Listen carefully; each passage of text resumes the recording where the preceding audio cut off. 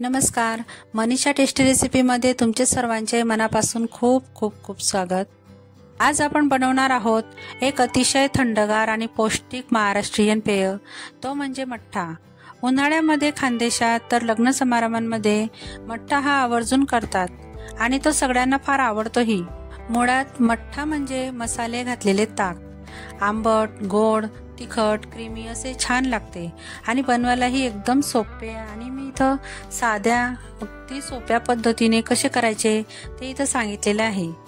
चला तर मग रेसिपीला आपण सुरुवात करूया।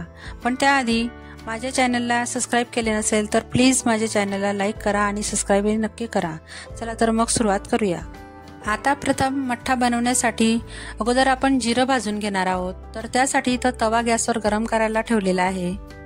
नंतर त्यावर अर्धा चमचा जिरं टाकून घेणार आहोत। जिरं हे मंद आचेवरती 1 मिनिटापर्यंत व्यवस्थित भाजून घेऊया। जिरं भाजून घेतल्याने काय होतं तर त्याची चव आणखीनच छान लागते। आता जिरं व्यवस्थित भाजलं गेलेलं आहे आणि मी एका प्लेटमध्ये ते काढून घेणार आहे। तर या पद्धतीने एका प्लेटमध्ये काढून घेतल्यानंतर गरमच आता आपल्याला त्याला खलबत्त्यामध्ये काढून बारीक पावडर करून घ्यायची आहे। या पद्धतीने बारीक पावडर आपली तयार झालेली आहे। तुम्ही हे मिक्सरमधनंही जिरं बारीक करू शकता। आता आपण मठ्ठ्यासाठी लागणारे पुढचे साहित्य बघूया। तर इथं मी हिरव्या मिरच्या, 1 इंच आल्याचा तुकडा, पुदिन्याची पाने आणि कोथिंबीर घेतलेली आहे। तर तुम्ही हे साहित्य आवडीनुसार कमी जास्त करू शकता। आता त्यांना आपण खलबत्त्यामध्ये बारीक ठेचून घेणार आहोत। तुम्ही मिक्सरमधनंही बारीक खूप फिरवून घेऊ शकता। आता इथं मी थोडीशी कोथिंबीर, 5-6 पुदिन्याचे पानं आणि 1 हिरवी मिरची आणि आल्याचा तुकडा टाकून घेतलेला आहे आणि त्याचं असं बारीक वाटण करून घेतलेलं आहे। तर इथं बघू शकता या पद्धतीने असं बारीक वाटण करायचं, म्हणजे ते मठ्ठा पिताना ठसका वगैरे जात नाही। आता आपण दही घेणार आहोत आणि त्याचं ताक बनवून घेणार आहोत। तर इथं मी 1 पाव दही घेतलेलं आहे, साधारण 1 मोठी वाटी दही घेतलेलं आहे आणि आता आपण त्याला व्यवस्थित फेटून घेणार आहोत। तर इथं मी दही घेताना आंबट घेतलेलं आहे, त्याच्याने जे मठ्ठ्याचा स्वाद आहे तो खूप छान लागतो। तुम्ही नॉर्मल दही घेतलं तरी चालेल। आता हे व्यवस्थित रवीच्या साहाय्याने फेटून घ्यायचं आहे। तुमच्याकडे असं जर रवी नसेल तर तुम्ही चमच्याच्या साहाय्याने किंवा सरमधनंही बारीक करून घेऊ शकता आणि व्यवस्थित फेटून घेऊ शकता। या पद्धतीने असं व्यवस्थित गुठळ्या मोडून घ्यायच्या दह्याच्या। आता त्यामध्ये मी पाणी टाकून घेणार आहे। तर इथं मी पाणी घेताना थंडगारच फ्रीजचं पाणी घेतलेलं आहे किंवा माठाचंही पाणी घेतलं तरी चालेल। मी अगोदर 1 ग्लास पूर्ण पाणी टाकून घेते यामध्ये। इथं तुम्ही तुमच्या आवडीनुसार पाण्याचं प्रमाण कमी जास्त करू शकता।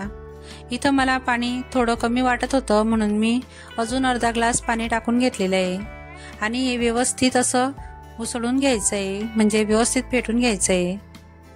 आता बघा, जास्त पातळही नाही आणि घट्टही नाही, मला असाच मठ्ठा आवडतो, म्हणजे मध्यम मध्येच हा मठ्ठा तयार करायचा। आता आपले परफेक्ट असे ताक तयार झालेले आहे आणि आता आपण त्यामध्ये सुगंध आणि चवीसाठी काही साहित्य टाकून घेणार आहोत।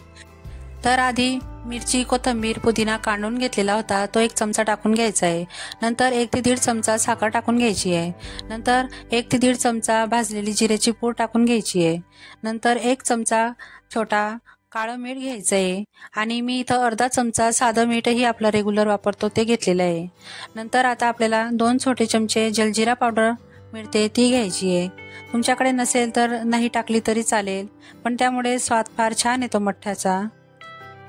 आता हे व्यवस्थित रवीच्या साहाय्याने असं घुसळून घ्यायचं आहे, म्हणजे व्यवस्थित मिक्स करून घ्यायचं आहे या पद्धतीने, म्हणजे ते सगळं ताकामध्ये एकजीव होतं आणि मठ्ठा चवीला फार छान लागतो। तुम्ही हा मठ्ठा गाळून सुद्धा सर्व करू शकता। मी याच पद्धतीने सर्व करून घेणार आहे। तर बघू शकता, मस्त असा आपला मठ्ठा तयार आहे, रंगही खूप छान आलेला आहे आणि आता मी याला ग्लासमध्ये सर्व करून घेणार आहे आणि शेवटी बर्फाचे तुकडेही त्यामध्ये टाकून घेणार आहे। असं मस्त थंडगार असा मठ्ठा आपला तयार आहे। वा, किती छान दिसायला एकदम सुरेख दिसतो आहे, बघता क्षणी प्यावासा वाटतो आहे ना। असा मस्त थंडगार, आंबट, गोड, तिखट असा क्रीमी मठ्ठा। मग तुम्हीही याच पद्धतीने 1 वेळा नक्की ट्राय करून बघा। तुम्ही लग्न समारंभामध्ये, पंक्तींमध्ये असा मठ्ठा बघितला असेल आणि प्यायले सुद्धा असतील, पण त्यापेक्षाही अप्रतिम असा हा आपला घरच्या घरी मठ्ठा तयार होतो। आणि मी सांगितलेल्या पद्धतीने जर बनवाल तर झटपट असा मठ्ठा तयार होतो आणि एक वेळा बनवून ठेवून तुम्ही 2-3 दिवस आरामात तो फ्रीजमध्ये स्टोअर करून ठेवू शकता। आणि जेव्हा तुम्ही बाहेरून उन्हातून घरी आले तेव्हा तुम्ही हा थंडगार मठ्ठा प्याल तर तुमचा थकवा कुठंच निघून जाईल। मुलं बाहेर खेळायला जातात किंवा 2 पाहुणे घरी आल्यावर तुम्ही हा मठ्ठा त्यांना प्यायला दिला तर त्यांना खूप छान वाटेल। तर तुम्ही एक वेळा माझ्या पद्धतीने मठ्ठा तयार करून बघा आणि मला कमेंट करून नक्की सांगा। तुम्हाला जर माझ्या रेसिपीज आवडत असतील तर प्लीज माझ्या चॅनलला लाईक करा, शेअर करा आणि हो सबस्क्राईबही नक्की करा। चला तर मग पुन्हा भेटूया अशाच एक नवीन रेसिपी सोबत। तोपर्यंत मस्त खा आणि स्वस्थ राहा।